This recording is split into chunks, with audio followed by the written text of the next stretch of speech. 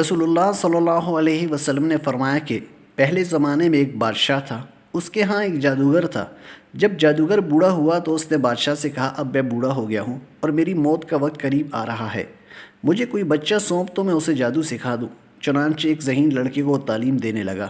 لڑکا اس کے ہاں جاتا تو راستے میں ایک راہب کا گھر پڑتا، جہاں وہ عبادت میں اور واعظ و نصیحت میں مشغول ہوتا۔ یہ بھی کھڑا ہو جاتا اور اس کے طریقے عبادت کو دیکھتا اور واعظ سنتا۔ آتے جاتے یہاں رک جایا کرتا تھا۔ جادوگر بھی مارتا اور باپ بھی، کیونکہ وہ وہاں دیر سے پہنچتا اور یہاں بھی دیر سے آتا۔ ایک دن بچے نے راہب کے سامنے یہ شکایت پیش کی۔ راہب نے کہا، جب جادوگر تم سے پوچھے کیوں دیر ہو گئی تو کہنا گھر والوں نے روک لیا تھا، اور اگر گھر والے بگڑے تو کہنا جادوگر نے روک لیا تھا۔ یوں ہی ایک زمانہ گزر گیا۔ ایک طرف تو وہ جادو سیکھتا اور دوسری طرف کلام اللہ اور دین اللہ سیکھتا تھا۔ ایک دن یہ دیکھتا ہے کہ راستے میں ایک زبردست ہیبت ناک سانپ پڑا ہے، جس نے لوگوں کی آمد و رفت بند رکھی ہے۔ ادھر والے ادھر اور ادھر والے ادھر ہیں، اور سب لوگ ادھر ادھر پریشان کھڑے ہیں۔ اس نے اپنے دل میں سوچا، آج موقع ہے کہ میں امتحان لوں، راہب کا دین اللہ کو پسند ہے یا جادوگر کا۔ اس نے ایک پتھر اٹھا کر اور یہ کہہ کر اس پر پھینکا، اے اللہ، اگر تیرے نزدیک راہب کا دین جادوگر کی تعلیم سے زیادہ محبوب ہے تو اس جانور کو اس پتھر سے ہلاک کر دے، تاکہ لوگوں کو اس بلا سے نجات مل جائے۔ پتھر لگتے ہی وہ جانور ہلاک ہو گیا اور لوگوں کا آنا جانا شروع ہو گیا۔ اور پھر لڑکے نے جا کر راہب کو خبر دی۔ اس نے کہا، پیارے بچے، آج کے دن تو مجھ سے افضل ہے، اب اللہ کی طرف سے تیری آزمائش ہوگی، اگر ایسا ہو گیا تو لوگوں کو میری خبر نہ کرنا۔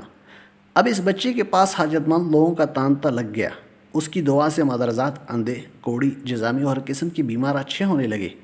بادشاہ کے ایک نابینا وزیر کے کان میں یہ بات پڑی۔ وہ بڑے تحفے تحائف لے کر حاضر ہوا اور کہنے لگا، مجھے شفا دے دے تو یہ سب کچھ تمہیں دے دوں گا۔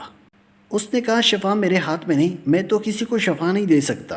شفا دینے والا اللہ وحدہ لا شریک ہے، اگر تو اس پر ایمان لانے کا وعدہ کرے تو میں دعا کروں۔ اس نے اقرار کیا۔ بچے نے اس کے لیے دعا کی، اللہ نے اسے شفا دے دی۔ وہ بادشاہ کے دربار میں آیا اور جس طرح اندھا ہونے سے پہلے کام کرتا تھا اس طرح کام کرنے لگا۔ اس کی آنکھیں بالکل روشن تھیں۔ بادشاہ نے متعجب ہو کر پوچھا کہ تجھے آنکھیں کس نے دی؟ اس نے کہا، میرے رب نے۔ بادشاہ نے کہا، ہاں، یعنی میں نے دی ہیں۔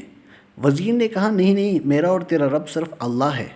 اب بادشاہ نے اس کی مار پیٹ شروع کر دی اور طرح طرح کی تکلیفیں دی اور پوچھنے لگا، تجھے تعلیم کس نے دی؟ آخر اس نے بتایا، میں نے اس بچے کے ہاتھ پر اسلام قبول کیا ہے۔ اس نے اسے بلایا اور کہا، اب تم جادو میں کامل ہو گئے ہو اور اندھوں کو دیکھتے ہو اور بیماروں کو تندرست کرنے لگے ہو۔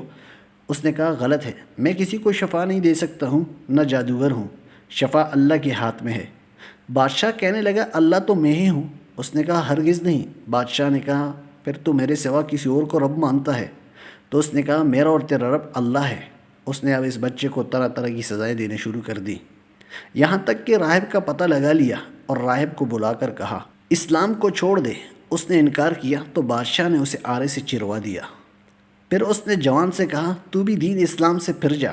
اس نے بھی انکار کیا تو بادشاہ نے اپنے سپاہیوں کو حکم دیا، اسے فلاں پہاڑ کی چوٹی پر لے جاؤ، وہاں پہنچ کر بھی اگر دین سے باز آ جائے تو اچھا ہے، ورنہ وہیں سے لڑکھا دے۔ چنانچہ سپاہی اسے پہاڑ کی چوٹی پر لے گئے۔ جب اسے دھکا دینا چاہا تو اس نے اللہ سے دعا کی، اے اللہ، جس طرح تو چاہے مجھے اس سے نجات دے دے۔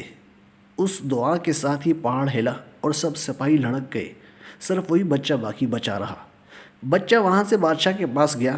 بادشاہ نے کہا، یہ کیا ہوا؟ میرے سب سپاہی کہاں ہیں؟ بچے نے کہا، اللہ نے مجھے بچا لیا اور سپاہی سب ہلاک ہو گئے۔ بادشاہ نے اپنے دوسرے سپاہیوں کو حکم دیا، اسے کشتی میں بٹھا کر لے جاؤ اور سمندر میں پھینک آؤ۔ یہ لوگ اسے لے کر چلے۔ بیچ سمندر کے پہنچ کر جب اسے پھینکنا چاہا تو بچے نے پھر وہی دعا کی، اے اللہ، جس طرح تو نے مجھے ان سے بچایا، ان سے بھی بچا دے۔ دعا کے ساتھ ہی موج اٹھی اور سارے کے سارے سپاہی سمندر میں ڈوب گئے، صرف وہی بچہ باقی بچا۔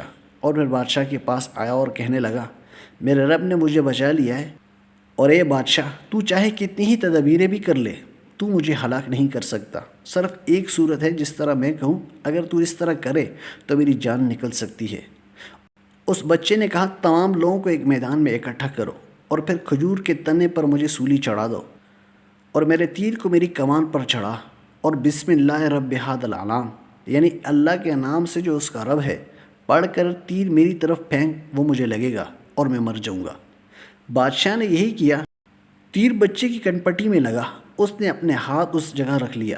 چاروں طرف سے یہ آواز بلند ہونے لگی، ہم اس بچے کے رب پر ایمان لائے۔ یہ حال دیکھ کر بادشاہ کے ساتھی بڑے گھبرائے اور کہنے لگے، ہم تو اس بچے کی ترکیب سمجھے ہی نہیں، دیکھیے اس کا اثر کیا پڑا، سب لوگ دین اسلام میں داخل ہو گئے۔ ہم نے تو اسے اس لیے قتل کیا تھا کہیں اس کا مذہب پھیل نہ جائے، لیکن جو ڈر تھا سامنے آ ہی گیا اور سب مسلمان ہو گئے۔ بادشاہ نے کہا، اچھا یہ کرو، تمام محلوں اور راستوں میں خندقیں کھدواؤ، ان میں لکڑیاں بھر دو اور آگ لگا دو، جو اس دین سے پھر جائے اسے چھوڑ دو اور دوسروں کو اس میں پھینک دو۔ مسلمانوں نے صبر، شکیب اور سہارے کے ساتھ آگ میں جلنا منظور کیا اور اس میں کودنے لگے۔ البتہ ایک عورت جس کی گود میں دودھ پیتا چھوٹا سا بچہ تھا ذرا جھچکی تو بچے کو اللہ نے بولنے کی طاقت دی۔ اس نے کہا، اماں کیا کر رہی ہے؟ تم تو حق پر ہو، صبر کرو اور اس میں کود پڑو۔